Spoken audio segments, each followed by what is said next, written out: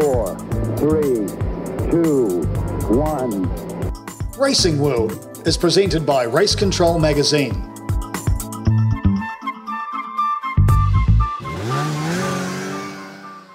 Welcome into the Racing World, a podcast to all of you out there on YouTube. Maybe you're listening through Anchor, Spotify, Radio Public, wherever you are and whoever you're listening. It's a warm welcome to all of you from myself, Darcy Watergrave, along with David Turner, DT, and Bob McMurray, as we take a look back at the week's racing and a look forward to the next week's racing as well. Although I tell you what, looking back at last weekend, we'll need probably twice the show. There was so much motorsport on the program.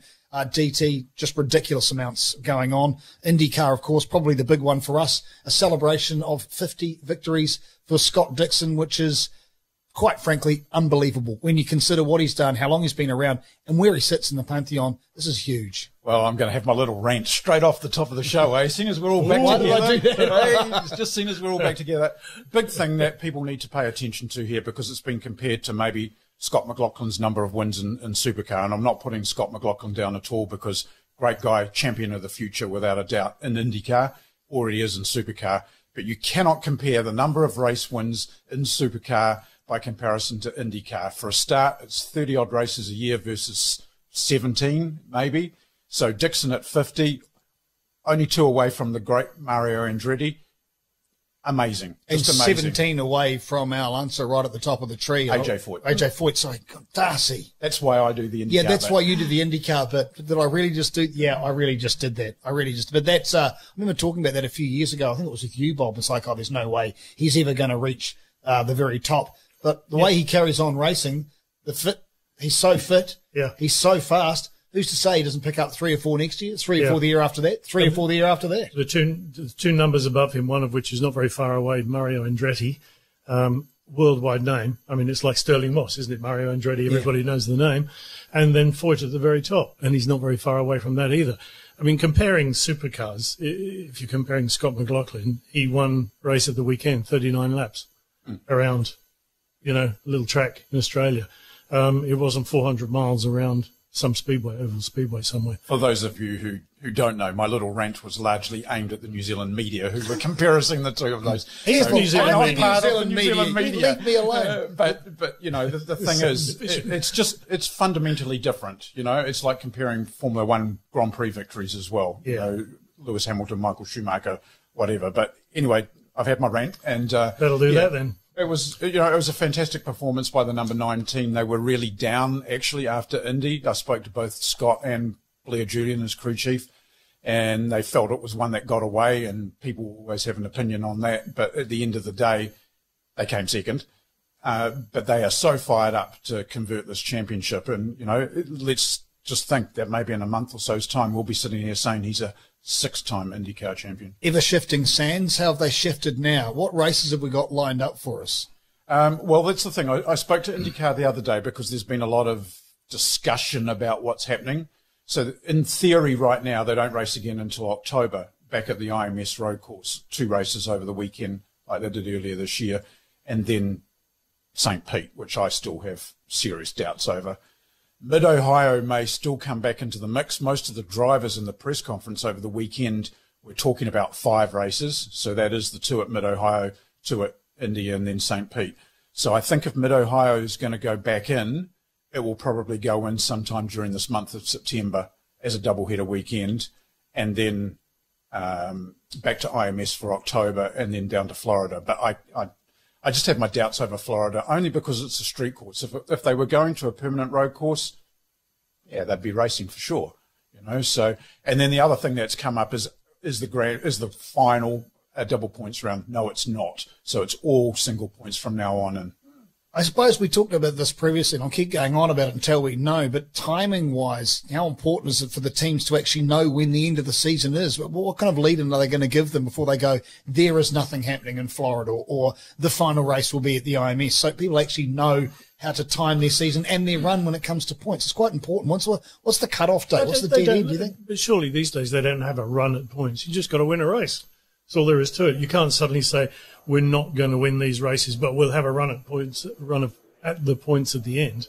It's just one after Will the it other. help for after the people's other. headspaces when they know they've actually got victory? Okay, we're going to tie the championship. I'm talking mostly about Scott Dixon. We're going to tie the race at the end of this weekend. We know we'll be champion, and would it not help with their tactics when they're driving if they know I don't they need think to know? so. It depends how big the break is, right? Between yeah, the other big thing now, of course, for the teams is that what they do know is that it's a road course spec car to the end of the season. No more ovals, no more super speedways. So the oval cars park for the year, if you like, because they do, the two configurations of cars. So no matter where they go, it's going to be a road course car. So they do know that, and I think they all know that they're going to Mid-Ohio. Yeah, but I know what you're saying about that, Bob. We're just going to carry on with this. Sorry, DT, we're just going to carry on with this. But if you've got X amount of a lead, and you know that this is the very last race, and you know you can finish second or third, and you can still secure the championship, you're not going to push extra hard. You're not going to, obviously you want to win the race, but you're going to balance it up as to what you have to do to points to win the championship. But if you know that the next weekend there is another race with more points on tape, that's going to change what you do in that race. If you don't know, and then suddenly they declare it and go, well, actually, that was the last race of the season. Oh, no, I'm 10 points behind. Maybe I should have pushed harder. Doesn't it make it more clear? More clarification? No. In my opinion, no. I mean, if you've got 3, 4, or 5 races left, you know damn well you've got to score points in 3, 4, or 5 races. Just keep winning. You just got to keep winning. That's all there is to it. You don't go out and go slower in this race because you expect to have to win the next race. Do you make this crazy call on the last corner to just get that extra couple of points to win that championship? You go, actually, I don't need to. I've got next week, so let's not write my car off right now. Or this is the last race to win the championship. I need that extra point. I'm going to take that guy on the outside. You may do that if you're in the lead by, how many points is he in the lead by? By 96 points or whatever it is. Yeah. So you may do that then. But if you're Sato, you never do that. You're always going to go for the impossible maneuver at the end of the race. Well, that's because it's Sato. Because it's Sato. But all the others, you've got to look at where you are in the points. If you think I'm only 4 points back and I can win this whole thing by just getting another 4 points, you're going to take a chance. Whereas maybe Scott, as intelligent he is thinking, maybe I won't take that chance. I just need, instead of 50 points, I'll take 40 points or whatever it is. So, no, I think your general opinion on it is flawed in that every racing team goes out there to do the best. So they're not going to say, I don't want to win. So if you're saying you don't want to win, therefore you want to win. So every car, every driver is going to try and win. Simple as that. If you'd like to comment, feel free to subscribe, please, and Tell him how wrong he is. And then you can comment and you can let us know through YouTube or Anchor or Spotify or Radio Public. Please, somebody help me out here. Subscribe, comment, and like. Thank you. I'm going to help you out. Wasn't it so much easier for the last 2 weeks when we did this via Zoom, because then we could get frustrated with each other but not look at each other at the same time? I used to turn it off. I'd come back when I'd won the argument myself. Anyway, bottom line fact was, great job by Dixon, great job by the number 9 team, the Wolfpack, as they've become known, and just a brilliant performance, 50 on the board, and again, they do it as a team. They're not good enough. Couldn't back it up the next day. How disappointing! No, a little more muted the second day, wasn't it? Well, you've got to say. In saying that, I got to catch up with Scott, so I caught up with him after the first day. Well, Scott, congratulations on the 50. That's 50 race wins in IndyCar, and for a guy that came from Auckland all those years ago and where you've got now, it must certainly mean a lot to you. It's nothing over. I never thought this was ever possible. I was very lucky and very fortunate to race in a lot of junior categories, and then made it to IndyCar, and the first win came in a strange way at Nazareth, Pennsylvania, and in a fuel race that was definitely a shock. And then obviously, the milestone that we reached today, is huge. But it's not for just me. It's amazing what this team has been able to achieve with championships and Indy 500s, and as always, I feel very fortunate to be able to work with this group of people, and that they're the ones that make it possible. Today, I think speed-wise, it's going to be a tough race. It's tough to pass, but what we were able to do in the pits and pull that off was big. And 50 is a great number. I'd like to think there was 50 more, but that might be pretty tough. But we'll keep our head down, and we'd love to definitely get a lot more wins here in the next few years, and yeah, we're in the business of winning, so that's what we've got to do. But it means a lot. It means a lot for me. It means a lot for my family, a lot for all the people that enabled me to get here and to this point, all the investors that from New Zealand that made this possible, many moons ago. So this is what it's all about. It's centered around Blair Julian, who's your crew chief, winner of the Clint Bauer Award last week at Indy. When Blair puts together that Wolfpack team for you as a driver, how much confidence does that give you, knowing that you've got a guy like that behind your back in the pit lane and everything? Yeah, it's been a long story with Blair and I. He was the first person kind of that I met when I came to Indianapolis back in 1999. I'd been to the States previous to race and see races, but he was working at Stephanie Johansson's team at the time, and he was kind of like we were the two that hung out with him and Anton, his brother. So it's always been big to have that kind of relationship, and especially with somebody that's kind of moved through different teams with me, whether it was first with Pac West and then or Stephens and then Pac West and then here to Chip Ganassi Racing and I think it's he's a super hard worker, very thorough, very loyal, and in this industry is what that requires, and that's why he fits into the Ganassi kind of situation so well, because everybody's like that, and it's nice to have him there, and on off weekends someone to chill with, obviously that's from New Zealand, and we get a lot of time together, so it's good to see Blair, and obviously to see what he's been able to achieve through his career and his personal life and his family, and it's pretty special. So the tin can and the string is still working for DT. You got it out again as well, didn't you? Yeah, the tin can's becoming legendary now. So the other, I think, real sensation of the weekend was Pato O'Ward. Sensation of the season. Come on, far. really? Well, we've said it all along, and we've talked about it a lot. I saw him race in his first IndyCar race at Sonoma. The guy's got talent. There's a great rivalry between him and Colton Herter because they're both same parallel. That nearly came to tears as well, didn't it? But he took it up a notch. And when you look at the restructure that the McLaren Schmidt Arrow team did in the off-season to the two young drivers, I actually think you're starting to see the payoff of it now. Nothing against James Hinchcliffe, like him as a driver as well. But I think this new blood has really just spurred the whole thing on. Brendan Cleaver, Kiwi, that's the crew chief at that team as well, said to me, there's so much energy and vibrance in that team right now that it's a good thing. So, yeah, Pato was pretty happy when I talked to him. I mean, I'm honestly having a great year. I'm 13 points. I'm scoring podiums. I think for my first, I'm technically a rookie, so my first to be able to be challenging for that in my first year, I think. I should be very happy with that. Obviously, we want to win. We're in this to win, but we're in this to be in podiums as well. Every point is gold, and we just keep getting better and better. We're working together, stronger each race weekend, and we just have to keep doing what we're doing. And I know, while executing how we have been, our win will come. And I'll never forget DT on my old radio program, you banging on about Pato O'Ward. And I thought it's just DT banging on again about a race car driver. But I think he's done really well. And before you make a comment on another key participant in and around those series, how good is that racetrack? How good is Gateway? What an oval. What a sensational it's a perfect oval. Size, really, isn't it? Yeah, it's not fantastic. overly long. It's not short, although it's short oval in comparison to Indy and Daytona and all that sort of stuff. But it's not. I think it's a lovely It's the track. squashed egg shape of it. Yeah. It's the strange. It's not a true oval. No, it's not a true oval. At this end to this end, and some of them didn't get away from the first race either. We won't mention that. Hadn't even taken the flag, and there was a shunt. So. Yeah.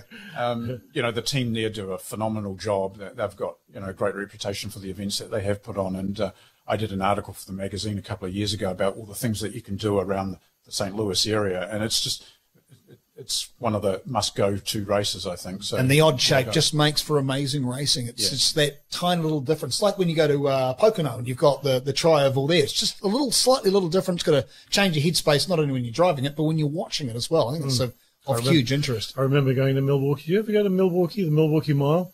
Going there and standing on top of the truck with an engine maker at the time. And you just stand on top of the truck and you're just looking around you. Was it a half mile or something stupid? Wow. You can't believe. It's just you get giddy watching them. Just some of the tracks are amazing. Anyway. Still in the States? What's happening with Hunter? Well, Hunter McElroy ran in the Pro 2000 event over the weekend there as well. And a bit of a mixed bag for Hunter, really, after a great performance at IRP the week before. Just probably coming to terms with oval racing, different type of oval. They hadn't been there before. He liked it. But, yeah, just a kind of semi-average weekend for him. But, you know, I've still got to praise what they're doing, particularly in these COVID times. That team's there. He's not in Australia where, you know, home is. And he's doing that. So, you know, good job to him. He needs to get back to Mid-Ohio as well. It's a track he likes. So hopefully we'll see some podium results from him as well. Before we climb into the wonderful wide world of Formula One, a place where Bob McMurray's been stuck for most of his adult life, if you can call him an adult, well, maybe we can look at some points around Indy, because this is very key now, IndyCar. Yeah. Whether we know how long the season's going to be or not, right? Who knows? Doesn't matter. Tell us what the points are. Well, Scott Dixon's obviously still in the lead, but his lead has been cut just a little bit. He's got 416 points, which is 96 points better than Joseph Newgarden, who drove very well at the weekend, or at least in race 2. Suddenly all the Chevys were at the top and not Hondas. That's amazing, isn't it? Anyway, Pato O'Ward, he's got an amazing run going, isn't he? 297 points, which is 119 points back. And then you get Sato on 274, Herta, etc., etc. So people like Pagenaud are quite well down. Rossi doesn't even come into the top list. I mean, there's some amazing changes in dynamic about the strong teams and the not so strong teams at the moment this year. Yeah, it's the web flow thing, isn't it? You know, suddenly Penske are a team that's maybe struggling a little bit, and you've got Newgarden there, so they've got a bit of mixed balance going on. But hey, that's what makes racing, isn't it? And if you just analyse Dixon's performances, he has the most number of points on road course events this year, and he also has the most number of points on the ovals. So it clearly shows what a season, you know, they're having, and tribute to the man himself, isn't it, really? He's the master of both disciplines. Yeah, and right at the top of the table, no change there. No change at the top of Formula One either, Bob, but they were at arguably the greatest racetrack ever built, in my humble opinion, Spa-Francorchamps. Yeah, right. Before I get into Formula One, I hope everybody's seen it, because what I'm going to say will bear no relevance if you haven't. And I was so angry at the time, I actually wrote this down, so this is going to sound like I've written it down. Well, I have. It's right here, and I'm going to read it. It says, I watch a lot of motorsport on TV and live when I'm able to get there. I watch Formula One. The fastest road racing cars there are, the most technologically advanced. Each one valued in the multi-millions, with those who make and maintain them numbered in the many hundreds, if not thousands. Some of the world's largest companies are behind the sport as they travel under normal circumstances to almost every continent on the planet, with teams who are almost household names. The drivers are some of the highest paid athletes in the world in general terms anyway, and they race on some iconic tracks that are challenging, exciting and historic. On the American side, in the Northern Hemisphere, they also have fast road racing cars. Many times the tracks they race on are boring, banked ovals. Boring in the sense that it's one left turn after another. Round and round they go. Turn left, go straight. Turn left, go straight. On and on and on. How is it then, when you compare the likes of Formula One racing at one of the greatest tracks of them all, Spa-Francorchamps, that Formula One can turn out to be so bloody boring to race, when those blokes who turn left all the time can have you on the edge of your seat, wondering what's going to happen next? Formula One at Spa was devoid of any real excitement. Okay, bits and pieces down the back, bits and pieces going on, and an accident to throw in there as well. But professionalism took over, looking after tyres and all that sort of stuff. It's not something that we want to see all the time. There are far too many races like this to keep the TV audience consistently entertained. Is the answer to make the sport more like IndyCar? All cars the same, or as close to it as possible? A one-make Formula One? I never thought I'd hear myself say that, but something has to change, and soon. Trouble is, we've got exactly the same cars and engines next year as this year. So Ferrari, for Christ's sakes, copy a Williams. It's faster than you. That's all. That's relevant, Bob. I don't believe you actually said that. to have a one-make formula. Isn't the beauty, the gorgeousness of fire? You're coming back on it now, aren't you? My gut is that it shouldn't be Formula One make. It really isn't. But if they're going to make it entertaining, something's got to happen.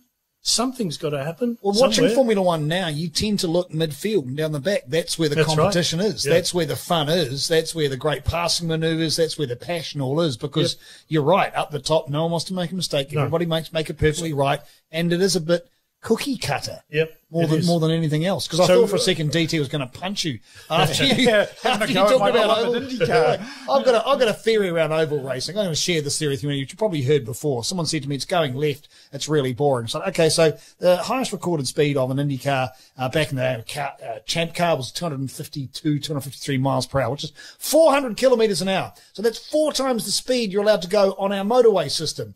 And you're within a matchbox of all of your competition. And if you make one mistake, you hit a wall. How is that boring? Well, as I said to you, I said the tracks were boring. Yeah. It's just a right. one. As I said in one of our previous episodes, when I went for that ride in the 2-seater, it ain't boring. Oh, no. And the track is diversely different. Even though you think it's an oval, by God, it's not. Yeah. Well, Ferrari, I think, should be embarrassed of their weekend at Spa. Yes. I really do. Was this possibly the worst weekend results-wise in the history of I can hear Tifosi revolting from here. Well, luckily, next weekend they're at Monza, which is unlucky, but by the same token, there's no crowd, so the Tifosi can't boo them. But whether they can get out of there or not is another matter. But, so one year that Formula One have essentially 3 Italian Grand Prix, Ferrari turn up their worst performance in living memory. Yeah, that's right. Yeah. And I think if you're Vettel, you've got to be going, my season's actually been pretty poor and crap. Pretty poor. Thank God I'm out of here. Yeah. Well, but he isn't anywhere yet, but we'll see. I mean, the losers in that, the whole thing with Ferrari, obviously.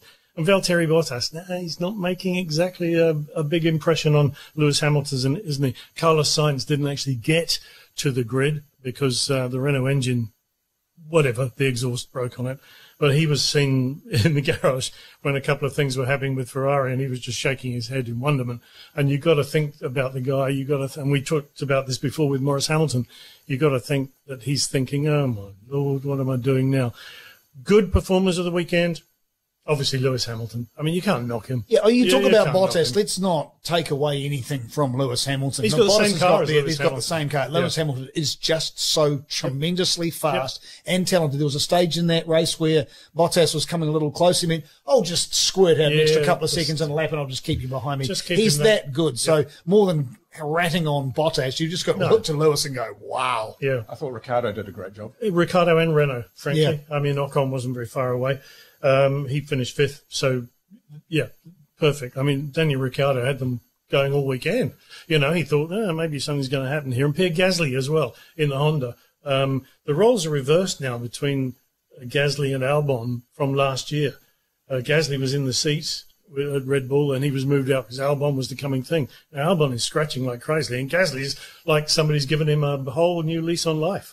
So that could turn around. Is that not fundamentally the different pressures from, even though, probably, it's the Red Bull influence? He's racing against Max, and he's feeling he's got to be absolutely with Max all the time, and he's not with Max all the time at the moment.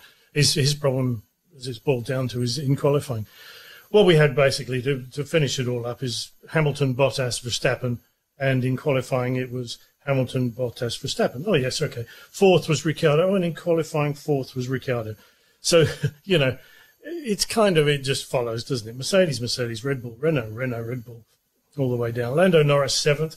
He didn't have a bad race. Again, Alexander Albon was racing with him quite a lot. Gasly, good. Stroll and Perez, strangely, slightly muted this weekend, I would say. Kvyat. Well, he could have been part of the most exciting manoeuvre in Formula One of recent times, though, and ended up with the biggest wipe you've ever seen at the start of that corner at... well, Perez and him going down to Eau Rouge and up into Radillon being the top bit. Staggering. But there were some really good manoeuvres as well at the end of Kimmel Straight, too. There were. Yeah, there were parts of it. It wasn't as bad as you're making it out to be, Bob. Yes, it was, because if you look at most of the cars, most of the time they're 1.5 seconds apart. Yeah, 2 seconds apart. It's only when they get DRS and they go up the hill they manage to get past. And then it's a bit of a battle at the top where they're squeezing each other off the road. And then they go down the hill again and they're back to 1.5, 2 seconds. And then they do another lap. I'm sorry, that track is, if nobody's been there, it's just the most amazing place to watch Formula One cars. They were built for that track. The track was built for them. That's what it feels like. Yeah. And it's a shame that I don't know, they're going to lose the viewers. We've been critical of Ferrari because they deserve it. Well, it's in wonderment. But your T-shirt's currently reminding me, Friday performance at Spa by Haas, not good. No. You're trying to put the blame on me now. But the good thing is, actually, they've all come. The Concord Agreement has been signed, so all those teams have committed to the next few years in Formula One. So he's back. Be it Haas or Ferrari. Although Ferrari have got this deal, sweeten the deal again, which is ridiculous. How does that work? A veto, for God's sakes, a veto to a team at the back. It's not right. Team at the back. Here's the segments of the week. But they're all in there again for next year, so we'll have to see. There's no point in reading the points, is there really? Hamilton's got an almost unassailable lead. Well, he's going to wrap it up before the end of the season, isn't he? I will, though. Hamilton 157, Max Verstappen 110, Valtteri Bottas dropped below, still below Max 107, and then Albon at 48. Now, he's in the right place. There's your fun. We were talking about where Albon. The fun is. It's down the midfield. What's the difference between fifth is Charles Leclerc in Ferrari, 45 points. 45 points for a Ferrari compared to Lewis Hamilton, 157. Well, let's see, Albon, Leclerc, Norris, Stroll, all within a handful of points of each other. There's some exciting there. How is Lando anyway? I don't care about the people behind me driving with his rear vision mirror. I could say more about Formula One. We're going to leave it there because I'll be here all day listening to the droning of my own voice. In many ways, what you're referring to, that midfield battle, we're almost seeing that in IndyCar as well. There's a real cluster of cars in that 2nd through 7th position right now. So, and that's not taking it away from the two people that are leading the respective championships, but it just shows you that both those guys, Lewis and Scott, are having brilliant seasons. Are we F2, F3? We've got some New Zealanders involved. Do you just want to give us the quick skinny on what happened Formula 2, obviously there was a very emotional Formula 2 because they were remembering Antoine Hubert, who was killed there last year. And it was good to see the drivers involved in that race being there and, all his friends and all sorts of things remembering him. I mean, it was a very emotional thing. Feature race, well, we've got Marcus Armstrong in there. Unfortunately, the feature race, 13th, but it was won by Yuki Tsunoda, who was down here with the TRS. Yeah. And I read now that he's getting a Formula One test at one of the later Grand Prix. So obviously Honda are pushing him quite hard to get in there. Mazepin, then Schumacher, Mick Schumacher and Delatraz, but Marcus Armstrong is not having a great year. He's not having a great year. No. In the sprint race, he retired from the sprint race. He now leaves the pack in 13th position in the championship with 34 points, whereas Schwartzman, who was against him last year and his teammate in Ferrari, is at the top with 132. Liam Lawson had a better weekend. He qualified 7th for race 1 after a pretty bad session, and there's a couple of things he's written on his Facebook thing saying there were things in the car that should not have been there. Now I don't know what that is, and we're hoping to get him on the in front of us all next weekend or after next weekend at Monza. We'll see what he's talking about. But anyway, in the feature race, he was complaining about lack of speed most of the way through and ended up 9th, which put him on the front row for the next race. And he had a good battle, but he didn't get away very well. And he's had clutch problems all the time in that high-tech car. But he finished 3rd anyway. So his position in the championship is a little better than Liam Lawson's in that. I've just thrown it away. He's 4th. He's 3rd or 4th in the championship. 4th, so yeah, he's right there. So he can be doing stuff. I guess the big thing before we go to the break is the fact that whilst we get critical of performances, what you have to remember is that all of these young kids, both Liam and Marcus particularly, because we're partial to the New Zealanders, aren't they really doing an amazing job? They are playing at the top end of the sport and on their way to the very top end, whether it be Formula One or in Hunter McElroy's case to IndyCar. you know, New Zealand has to be very proud of the achievements of these guys, because there's a hell of a lot of kids around the world that, you know, you and me talked about it one time, and it was a quote, I think, from Michael Schumacher when we used to do the shows in Melbourne. There are only X number of seats in Formula One, and only XX number of them ever change hands on any given year. Same rules apply to IndyCar. So to see these guys doing what they're doing, you know, don't be critical of them. They're doing a damn fine job, that's for sure. A lot better than I am, that's for sure. I'm Darcy Watergrove along with David Turner and Bob McMurray. We are Racing World. You're watching on YouTube. Please subscribe and like. Same with all the other platforms you can pick this up on. Anchor, Spotify, and Radio Public. Got that sorted out. This is Racing World. Perspective Group is a leading media production company based in Auckland, New Zealand. Established in 2009 by former TVNZ producer David Turner, Perspective Group offers you a vast arrangement of media options to fit any size or budget. It covers truly global services supported by some of New Zealand's leading media talents. For more information, contact Perspective Group Limited at perspectivegroupltd@gmail.com and check out the website perspectivegroupltd.com, where you will find even more information on creating your media solutions. You have a dream. You have all the drive in the world. You have talent to burn. Now all you need is a chance. Toyota are committed to developing and nurturing New Zealand's next generation of world-class racing drivers, because if you can dream it, we can do it. Welcome back to the Racing World podcast on YouTube. You're joined by David Turner, Bob McMurray, myself, Darcy Watergrave. We'll look forward to Supercars. Just to give us the rundown on where we're at with Supercars as far as points are concerned, because just like IndyCar, we really kind of a bit unsure about what the end of the season is going to be like, but I think we're slightly more concrete than IndyCar, and we'll tell you about that shortly. Good news about that. Yeah. Well, surprise, surprise, Scott McLaughlin still leads the championship, which is good, 1556 points. Jamie Whincup making a bit of a charge still, 1433 points. Chaz Mostert, he's up there as well, 1172. Shane, after a weekend, 1157 in fourth.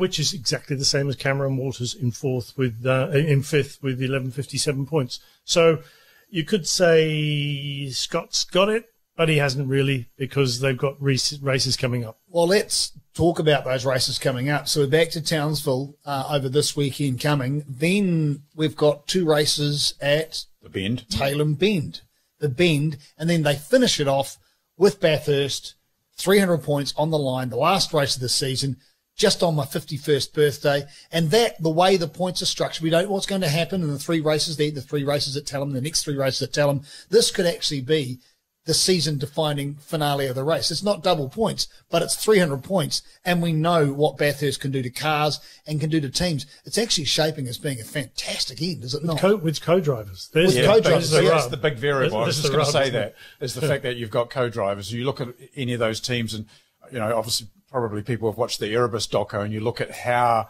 the fact that that team was affected by both its co-drivers last year when it came to Bathurst. So you have this big variable that could make or break the lead driver's season. Fitting that Bathurst as a final, though. Only one Enduro, though. So, again, co-drivers. Yeah, well, and what a great little, I mean, the great big track that is, but what a great little track we saw at the weekend, and we will see this coming weekend, Townsville. I think it's a fantastic track for supercars. I mean, all right, get rid of turn 1 or 2, whatever it was, at the beginning of the first race. That was a bit of a carnage point, but the rest of it, everybody behaved themselves. It makes for good racing there, like Bathurst does, really, because it's that sort of unpredictable race. And Townsville is a track that is very much the same as Melbourne, Formula One track. In fact, a lot of street races, I guess, but it's just, I think it's a wonderful track to be at, and I really do. And there was good racing around there all weekend. And I kind of like the fact that Shane van Gisbergen started down the lane a wee bit, because when he's angry, he's really exciting to watch drive. Like, he really is. His car is so expressive. Yeah. The way it talks around the track, it's like no other. Look, I know it's 4 tyres, 4 wheels and a shell, but there's something about the way he makes that car move when he's in a bad mood and he's coming from behind. It makes for super exciting Seems to racing. be having trouble with brakes, doesn't he? That was the overriding thing, that he can't get the balance of the car right. Whether it's right or not, I don't know. But he's clearly not as comfortable in that car as Jamie Whincup is. And Jamie Whincup is a looming threat, and you can never tell. Why would you? No, but he's still extraordinarily quick. Yeah, because He's on just the suddenly commission. crept back into the equation, hasn't he? And very quietly done it as well. Going about his business. This be is a afraid. 7 times However, champion. Who's to say? His evil circuit, Bathurst. You look at the error rate at Bathurst for Jamie Whincup. So, Well, would it help if he listened to his team, mate? or his team full stop when he's at Bathurst, as opposed to just going, no, I'm going to do it my own way. Well, it hasn't worked for you many times previously, Jamie. Maybe you shouldn't. I was talking to Scott McLaughlin actually last week before the start of that race, and he was talking, we talked about his electric speed off the line and the way now when he does qualify one, he is so crisp. And he said it's been a new focus of his over the last kind of 3 or 4 months. It's all very well qualifying, but I can't just leave all that behind by having a terrible start. So he spent a lot of time around the ability to get that thing launched. And as we saw, not so much this weekend, but the weekend before, he's really got that down to a fine art now, the launch that he has. So one makes series. yes. Well, they've started work on the Gen 3 car. Yeah, I know. I saw a picture of that the other day. Suddenly it looks like a Mustang body could fit on there quite happily. I don't know if you saw the drawings of it. It comes slopey down at the back. Oh, McLaughlin, though, sat in on all the team engineering debriefs with Penske for Indy 500. So, clearly he's destined for IndyCar. There's just not even denying Scott v. Scott, the old v. the young. I tell you what, that's going to be absolutely fantastic. Changing of the guard. Right, let's get away from the regular staples of the Racing World podcast, though, and take a look around. You've got some news from Japanese Autosport, Bob. Nick Cassidy, not particularly good weekend for him.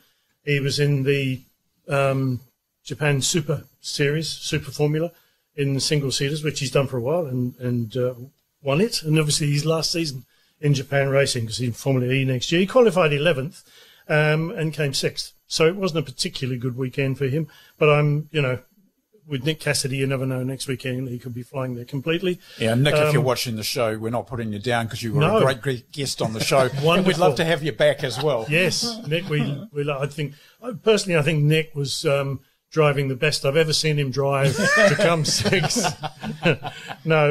It just didn't work for him. That's all. There was all sorts of things that were happening, and it wasn't a particularly clean race. But it's one of those things, isn't it? Very quickly, NASCAR finished their season as such. They go now to the playoffs, and Jimmy Johnson, 7 times champion, he's not in the playoffs. Of course, they all race together, but he's not in the top flight for the playoffs, so he can't do that. The winner there was William Byron, who won the race. Chase Elliott was second, Denny Hamlin, Martin Truex, Darrell Wallace, and Ryan Blaney was 6th. So he was Team Penske as well. Incidentally, I heard on radio this morning, only because I happened to listen to what's his name? I forget his name now. That bloke's got a morning show on 1ZB. Anyway, yeah, right, okay. They had the America's Cup, the American team, the America's Cup on there. Do you know Roger Penske's involved in that as well? Yeah, I didn't. Roger Penske was in Bermuda, actually. He had a boat parked in Bermuda. He's involved in everything. So maybe Scott McLaughlin is going to go to... I'm not bragging here, but I almost got the chance to go on board the boat, and evidently he had all the helmets of all his drivers set up in trophy cabinets on his boat. Oh, really? So go that's figure. Impressive. Locally, not such good news, David Turner, around Speedworks event coming up this weekend. No, sadly for, Jeff Short and the team at Speedworks, and then everyone involved through, the Toyota 86 event and the Ryco 24/7 Utes. The event got postponed, not cancelled, because it's postponed again, which would have been held at Hampton Downs this week, based purely on the COVID conditions about people travelling out of the Auckland area and the number of people that you can have at a venue. And Jeff and the team, they're looking pretty hard at trying to resurrect that maybe into something that could happen around the first round of the North Island Endurance Series in a few weeks' time. Work in progress, but, they're determined to try and find a result. So we won't say it's done and dusted, but we won't say it's definitely happening either. So it's a shame, but it's a shame for myriad of sports all around the world, isn't it? That's right. But there is still motorsport on the weekend. Yes, there is. What have we got? Well, I've got World Superbikes to watch this afternoon because I didn't have time to watch it last weekend from Motorland. But next weekend we've got the Monza, the whole Formula 1, 2, 3, etc. there. Indy Pro at Indianapolis. We've got Supercars to Townsville again. USF 2000? That's not going to happen, is it? No, at Indianapolis? I don't think so. It's all a bit mucked up now. Right. WeatherTech sports cars at Road Atlanta. We've got the German touring cars. We've got NASCAR. We've got World Superbikes again. We've got National. You can see all this running along the bottom of the screen. Don't have to listen to me blathering on about it. But Monza, Temple of Speed, we'll see. So it's called Temple of Speed. We'll just have to see. It's going to be all eyes on Ferrari, really, isn't it? And see how they can do. But please give us a good race, for God's sakes, at the front. Not all eyes on Ferrari. I'll be looking at the front. I'll get a crick in my neck if I've got to look back that far. And look, I'm not criticising them. I'm a lifelong Ferrari fan, but you just sometimes you just got to laugh it's because bad. it's just, no. it's just a mess. I've always been against Ferrari because they used to cheat like crazy when I was in Formula One, and there's always this feeling below there, but the last thing I want to see is Ferrari at the back of the pack. Honestly, they need to be up the front. They're not the biggest team name in Formula One for nothing. They need to be there. They need to be at the front, and they need to, excuse my French, but they need to sort their shit out. It's not called cheating. It's called interpretation of the rules. Yeah, but they didn't interpret it very well, did they? Before we go, one thing that we needed to just cap off in the IndyCar thing too, Tony Kanaan's final race was held this last weekend at the race at St. Louis. We just need to consider that Tony's heritage goes all the way back to when another fellow New Zealander, Steve Horn, actually found him and brought him to the US and groomed him and Elio Castro-Neves together. So Steve Horn, legendary person in our country, currently lives in Waiheke, so I hope you're having a great time over there, Steve. Found both Elio and TK, and TK refers to Steve as his second dad. So, not quite the end of a career that TK was hoping for. Personally, I think he'll be back at Indy next year. He's kind of already alluded to that. So the last hurrah will have one more last hurrah next year, but it'll be done probably in front of a crowd. Any last words, Mr. McMurray? No, here we go again this weekend, coming, whenever it is. No Sleep for the Wicked on YouTube, on Anchor, on Spotify and Radio Public as well. This has been the podcast with pictures, of course, on YouTube. It's called Racing World, courtesy of David Turner, Bob McMurray. I'm Darcy Watergrave saying happy racing. Catch you again next week. Race Control Magazine is your IndyCar fan mag and so much more. Publishing monthly online on issuu.com, you'll find Race Control Magazine there for you to download and enjoy everything IndyCar and so much more. Behind-the-scenes features, race reports and the entire Road to Indy series are just part of what you'll find along with stunning images captured from the series' leading photographers. Grab your copy today at issw.com to complete your motorsport read.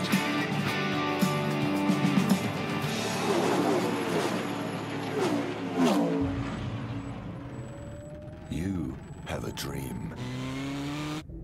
You have all the drive in the world. You have talent to burn. Now all you need is a chance. Toyota are committed to developing and nurturing New Zealand's next generation of world-class racing drivers, because if you can dream it, we can do it. Racing World is presented by Race Control Magazine.